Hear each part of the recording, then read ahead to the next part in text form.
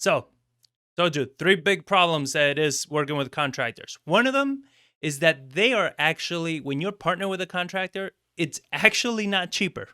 So you think, hey, I'm going to partner with a contractor. This is going to keep my rehab costs very low. No, it hasn't. It has not kept any rehab costs as low as you think it would have. Typically, when you're partnering with a contractor, you're doing it because you might have a marginal deal, right? That's when we've done it. We've done it when we've had a marginal deal. So we say, hey, if we partner with the contractor, we can keep that labor cost lower because now they're not charging us for the labor, and we'll split the profits on the back end, which could be bigger, could not be. I don't know, but that's a risk that we're all taking. So those are the times that we kind of chosen to partner with contractors. But what has ended up happening is that we actually end up paying more for the repairs and for all that than we would have if we would have just hired the contractors. So why does this happen? One is the majority of contractors do not know how to bid a job correctly. And I know. You're saying, how? That's their job. This is what they do. How the hell can they not bid a job correctly? They just can't. The majority of contractors do not know how to bid a job. Now, this may mean they don't know how to estimate how much the materials are actually going to cost, but the majority of the time, it means that they don't know how to estimate the amount of time it's actually going to take to do the job. A lot of times they are underestimating the amount of time it's going to take them to accomplish the job that you're hiring them to do.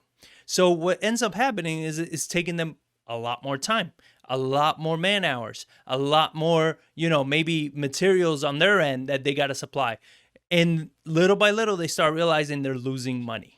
And when they start realizing that they're losing, this is where it becomes a big problem when you're even partnering with a contractor. So another issue is that a lot of these contractors, they've either been working with homeowners, so they're not used to bidding a project for an investor. What is the difference between working for a homeowner and working for an investor? A homeowner is a one and done type of business, right? So usually the markups are higher because there's no repeat business there. Now, when you work with an investor, there is repeat business. So you tend to give them a little bit better of a price because they're going to keep more business coming your way. So that's the biggest difference. A lot of contractors are only used to working with homeowners, and they don't know how to bid correctly to work with an investor. Sometimes they severely underbid, which is a big problem even for you, because again, if they're not making money, they start finding other jobs, they start cutting corner, or they just won't show up anymore to your project. Or they overbid, where then it's costs you a bundle to even do the project, or maybe you just end up not hiring them. So those are the issues. So they're used to working with homeowners. They don't know how to work with investors. Another of the big problems is that, again, like I said before, they're new to this. A lot of these people, they were probably sheetrockers, tile setters, roofers, whatever it is. And now they decided to become GCs, contractors. The problem is, like, what they're good at is doing sheetrock, right? Or doing whatever it is they were doing before, painting, tiles, whatever it is. Now that they're doing the whole thing, they don't know how to estimate those costs. They don't know what that actually means. They gotta go out and find subs, right? Subcontractors, people that know how to do those jobs. They gotta go out and hire the people. And what they end up doing is hiring people that don't have experience, don't know what the hell they're doing, because they're cheap, right? Those people are cheaper, so then it increases their profit margin. So that also creates a big issue for you. And this is going to be by far the biggest one, is that they do not know how to manage their time. And this is something that I've come across with pretty much every contractor we've worked with. And if you're listening, I'm sorry to hurt your feelings, but it's true. This has happened with pretty much every contractor we've worked with. They don't know how to manage their time. So what do I mean by this? If I'm paying you $1,000 to do a job, and it takes you 2 days to do that job, you made $1,000 in 2 days. If it takes you 2 weeks to do that job, you still made $1,000, but it just took you 2 weeks to do. Now, where do you make more money? Doing it in 2 days or doing it in 2 weeks? All right. I hope that answer is very obvious to you. It's in 2 days. If you can do the job in 2 days, you're going to make more money. The problem is what I see with a lot of them is they show up late to the job, they take a million breaks, and they leave early. And then they work very, very slow.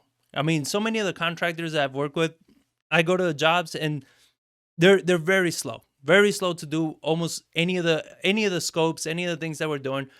And that's the thing. You're working so slow, you do not know how to make money because it takes you so long to get through a scope that you're saying, well, I can do this job, but it's going to take me 5 days. And it's like, no, it shouldn't take you more than 3. You understand? So now if your contractor can be more effective on the time that they're putting in, they're going to be able to charge less because they're going to be able to make more money. So it makes it better for you and it makes it better for them. Everybody makes money here. You understand? So that's the biggest issue. So when you're saying, oh, it's cheap, no, it has not been our experience that partnering with a contractor has been cheaper. Our experience has been that partnering with a contractor has ended up costing us more money to get the project done. Another problem, bad work, right? You think, hey, I'm partnering with a contractor, they're going to do quality work. That, again, hasn't been our experience. In partnering with contractors, what we've realized is kind of leading to number one, that because they're perhaps realizing that they're undershot, that bid, they told you, yeah, we can partner. This is going to be awesome. We're going to split the profit, blah, blah, blah, and it's going to cost 35 grand to renovate, 60 grand to renovate, whatever it is. And then they get into it and all of a sudden they're like, oh shit, this is going to be, 50% more. This is going to be more money than I thought because, man, now there's this problem. Now there's that problem. Now they start either cutting corners, doing cheap work, rushed work. They try rushing things, stepping over kind of scopes, cutting corner, like skipping a scope or not finishing it completely. The same thing. They end up hiring very inexperienced or new subs or whatever they are just because they're cheaper. And these people do bad work. So where's this hurt you is that all of that bad work causes delays because it causes you to redo the work. It causes more problems in the project.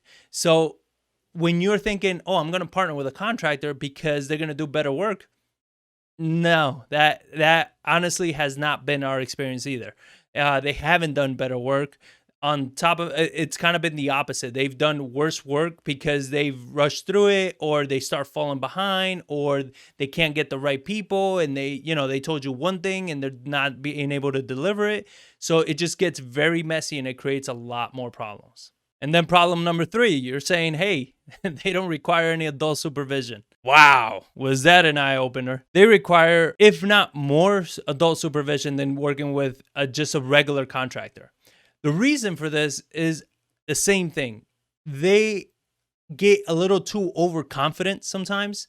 And when you're working on a project day in and day out, it's very easy to get tunnel vision.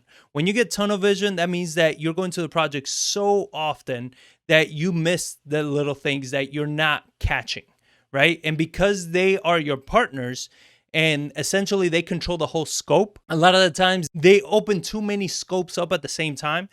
And then they don't close them all out as they should be. They end up forgetting that they never finished this scope over here or did that scope over there.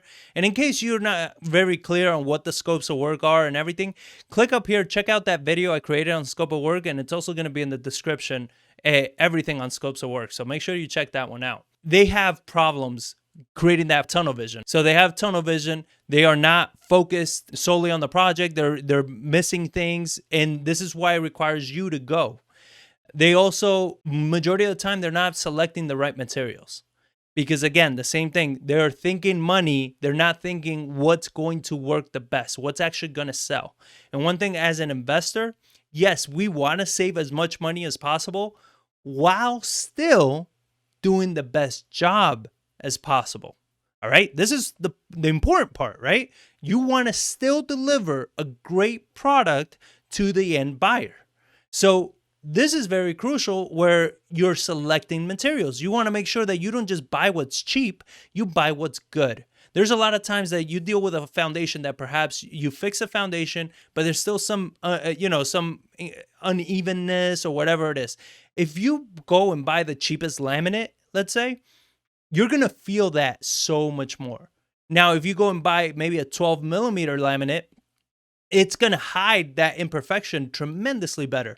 So you're saying, hey, I'm spending more money on the laminate. Yes, but you're also avoiding a major issue when you go sell the house, because now people are not feeling, the floor waving all across when you're walking. Now, these are things that if you don't know about real estate, it makes it harder. But these are the things that sometimes contractors don't understand. They don't understand that it's not always about the money, but it's also about the finished product. Like, yes, it might save you some money here, but will it cost you the sell of the house?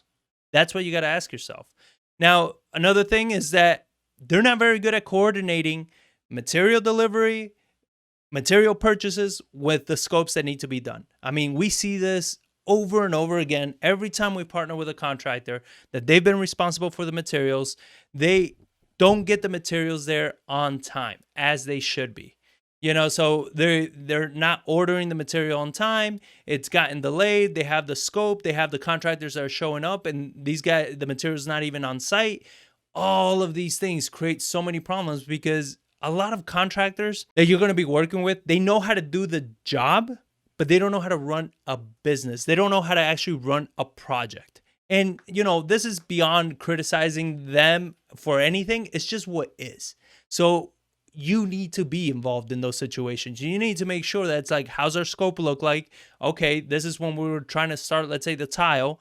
Well, we need to make sure we have the tile in the house by this date. You understand? And if you're going right now, like the economy is, like everything is, you go to Floor & Decor or Home Depot and you realize, like, shit, this tile is going to take 3 weeks to deliver, then you should be placing that order 3 to 4 weeks before that tile scope is needed. All right. Or you need to start shopping for a different type of tile. These are things that a lot of them wait till the last moment to do, and it's going to affect you. Other areas of managing is that a lot of them, they'll hire one trade at a time, right? Because, I don't like guys working on top of each other. It's the dumbest freaking thing these guys have in their head. And it causes a lot of delays and problems for you. You got to help them coordinate. It's like, I'm not saying you have other subs and people working on top of each other, but they could be working at the same time because one's working interior, one exterior, one's working downstairs, one upstairs, one's working the kitchen, the other the bedroom. Like, I mean, there's ways that you can speed up a project. Also, they don't fully know the process with the city. We've had contractors that we partner with on new builds and stuff, and they talk all this shit that they know everything, yet everything is a surprise, right? Oh, the city did this, the city did that. Oh my God. And it's like, dude, that was the benefit of partnering with you. You understand? If you didn't know any of these things, what's the difference between you not knowing and me not knowing? The difference is that I get to keep a lot more of the profit when I'm done if I'm doing it. You understand? Because at the end of the day, working with you has been the same as doing it by myself. So, something to keep in mind. And these examples go on and on all the problems that you're going to have.